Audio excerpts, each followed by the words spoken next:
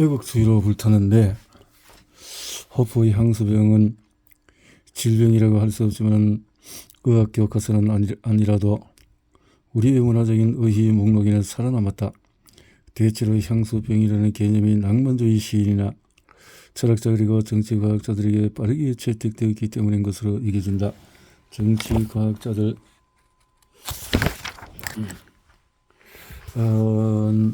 호프가 논문을 발표한 지 오래되지 않아 민족주의의 현대적인 개념을 체계적으로 정리하기 시작했다. 향수, 즉 자신의 민족을 좋아하고 모국과 조국을 좋아하는 마음을 낭만적으로 묘사함으로써 민족주의는 어머니와 아버지를 좋아하는 마음과 동일한 선상의 토대에 놓이게 되었다.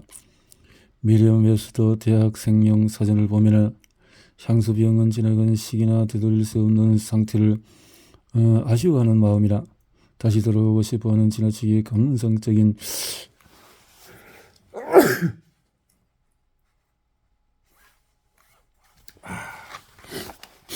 갈망이라고 나와 있다. 이런 종류의 갈망이 반드시 잘못된 것이 아니다.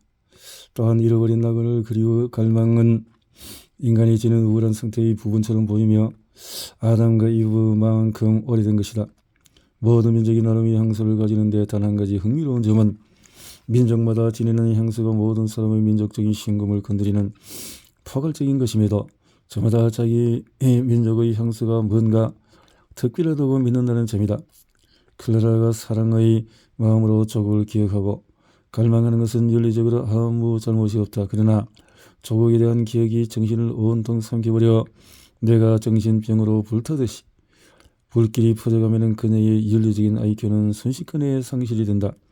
우리가 아는 사람에 대한 윤리적인 사랑이 모르는 사람에 대한 부도덕한 집단적인 증오로 바뀌는 이러한 왜곡은 과잉 기억이 야기할 수 있는 잠재적인 위험이여 이는 윤리적인 삶의 모든 영역에 해당한다. 기억과 망각의 균형을 이루면 우리 정신 또는 호포식으로 말해서 우리 상상이 이렇게 병든 것을 막는 데 도움이 된다. 우리 모두 정도의 차이는 있겠지만 애국주의를 경험한 적이 있으며 윤리적으로 이루어진다면 우리 대다수가 자기 나라에 관심을 갖는 것은 정당화된다. 세계무역센터가 무너져서 철과 뼈대의 잔해로 변해버린 것을 목격했던 9.11 테러 때 나는 미국인의 다양한 애국주의를 모든 범위에 걸쳐서 관찰했다. 그날 아침에 나는 우리 실험실의 행정사무실에서 관리자들과 예산을 검토하느라 힘들게 일하던 중이었고 공교롭게도 행정사무실은 우리 의학센터에서 가장 높은 건물 꼭대기층에 있었다. 의학센터는 맨해튼의 북쪽 끝에 위치했을 뿐 아니라 섬에서 가장 높은 지점인 워싱턴 하이츠에 있었다.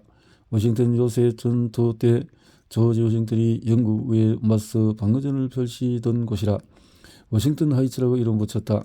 꼭대기층 행정사무실의 유리창 밖으로 눈부시게 아름다운 맨해튼의 전 풍경이 내다 보였다.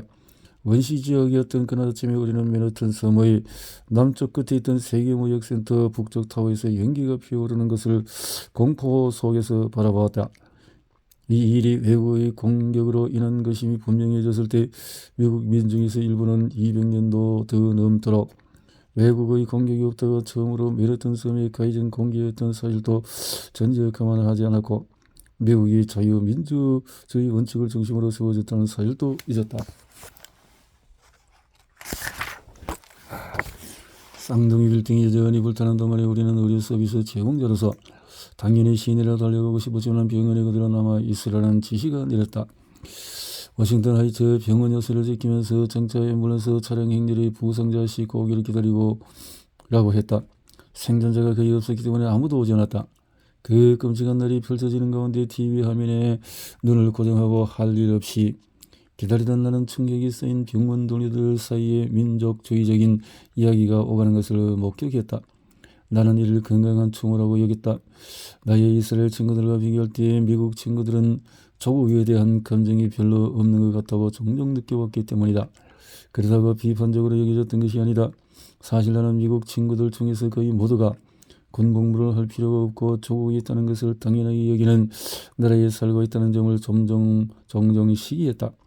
그러나 조국이 공격받는 이런 상황에서 갑자기 애국심이 솟구친다는 이야기가 그들에게서 나오는 것은 적절한 반응으로 보였다.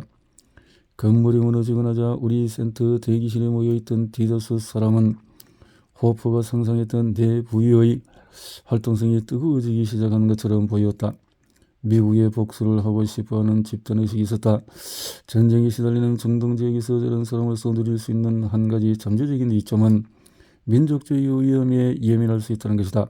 그날 대기실에 있던 대다수 사람은 조국에서든 고향에서든 외국 테러리스트가 저지른 대학살을 처음 겪었으므로 그들이 보인 이런 반응은 이해할 수 있었다. 며칠이 지나자 전반적인 분위기가 차분해졌다. 이렇게 차분한 데는 분명 매우 복잡한 과정이 있었을 테이지만 되돌아보면 이전의 내용에서 설명한 망각 메커니즘 중에서 몇 가지가 작용했을 것이라고 확인한다. 우리는 망각의 끈이 우리의 기억을 어떻게 깎아 없앨 수 있는지 보았다.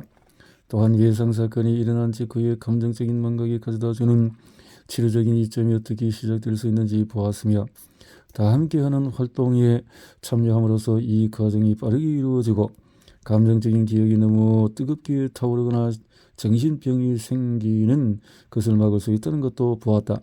이런 집단 기억과 사회 병리에도 해당한다. 나와 동료들의 경우에 모든 인종의 이루어지는 수천 명의 미국 애국자가 자발적으로 맨하튼 거리 모퉁이에 가득 모여들어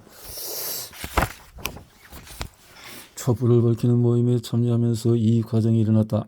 그리고 사망자와 실종자의 사진을 걸어놓은 임시 전시관을 찾아가서 속한 수백 명의 얼굴을 보며 그들의 이름을 마음속으로 가만히 불렀을 때 이 과정이 일어났다. 향수병에 관해서는 호퍼가 틀렸지만 한 사람을 표상하는 피질 허브 집합이 있는 것처럼 우리의 조국을 표상하는 피질 허브 집합이 있다고 상상할 수도 있다. 우리의 민족주의적인 반응이 변하는 과정 동안에 조국과 관련해서 이런 피질 허브의 활동을 기록하여 가령 심장 전문의가 심장의 전기 활동을 기록하거나 신경과 의사가 뇌의 전기 활동을 기록할 때 사용하는 것과 같은 길다란 종이에 인쇄할 수 있다면 이 책에서 이야기한 내용이 많은 부분을 상기시키는 기록이 나올 것이다. 우리의 공동체 윤리에서 전형적으로 보여주었듯이 건강한 정신을 유지하기 위해서 반드시 기억과 망각의 균형을 이루어야 한다고 보여주는 기록이 될 것이다. 처음에는 정기적인 기록이 평균 이하의 스파이크 활동을 보일 것이다.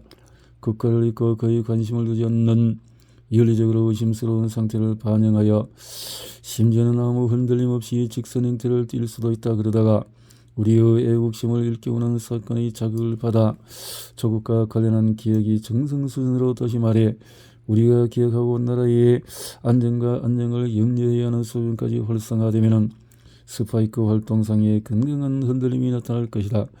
그러다가 조국과 관련한 기억이 뇌 전체로 퍼지는 들불 같은 활동을 촉발하게 되는데 우리의 정신을 멍청하게 만드는 이런 발달적인 활동은 조국 관련 피질 허브에서 시작이 된다. 불타던 뇌는 마지막에 조국 관련 활동성이 약해지면서 차츰 식는다.